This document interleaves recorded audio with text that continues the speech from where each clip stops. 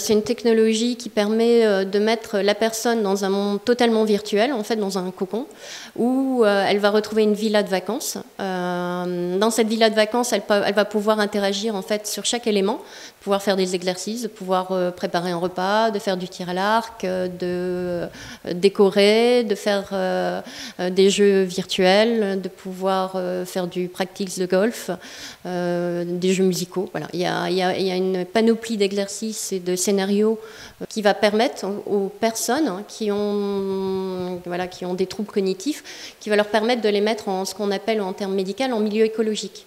Ça veut dire qu'on simule la réalité d'un environnement qui est virtuel certes, mais dans cet environnement virtuel dit réel, ils vont pouvoir s'entraîner et puis faire travailler tout ce qui est fonctions exécutives qui sont fondamentales. Ça permet en fait de travailler tout ce qui est d'une façon ludique, quelquefois un peu moins ludique, mais on reste quand même dans du ludique, de pouvoir faire travailler en fait tout ce qui est mémoire, planification, mise à jour de la mémoire, l'inhibition, en fait tout ce qu'on appelle en termes neuropsy les fonctions exécutives. On leur donne aussi des techniques qui vont leur permettre de mieux retenir certaines choses en faisant les exercices.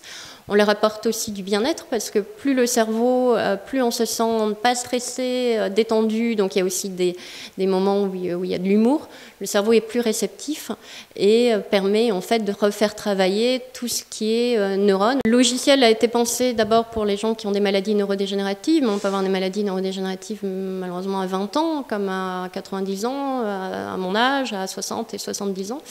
On a un site pilote qui est un EHPAD. Les personnes qui ont de 70 ans avec un début d'Alzheimer ont été super réceptives et même avec des demandes de faire aussi du ski parce qu'il y a de la téléportation. Voilà. Donc ils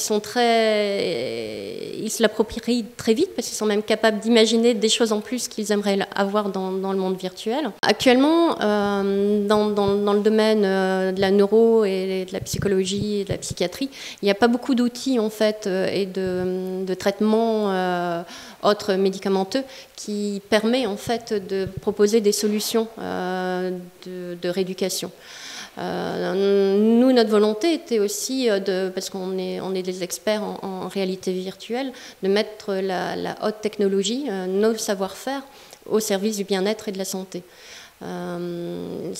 C'est dommage aujourd'hui de ne pas penser et de créer un outil qui va apporter en fait une solution à des personnes qui se retrouvent avec une panoplie de traitements qui sont un peu pauvres dans ce terme-là.